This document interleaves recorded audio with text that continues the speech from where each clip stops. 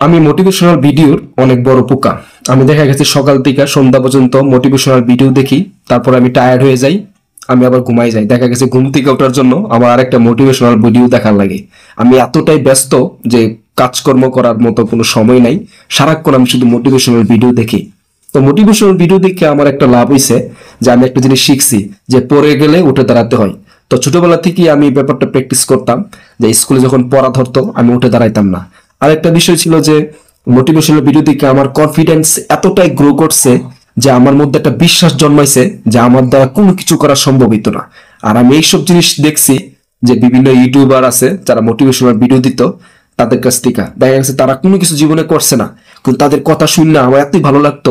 সারাক্ষণ তারা গেলে এসে বলতো যে তুমিই পারবে, তুমিই পারবে, তোমাকে দিয়ে হবে সবকিছু। তো আমি সেদিন এক ইউটিউবারকে প্রশ্ন করলাম যে আপনি জীবনে কি করছেন? আমাকে বলে যে কিছুই করছি না। এই হলো অবস্থা।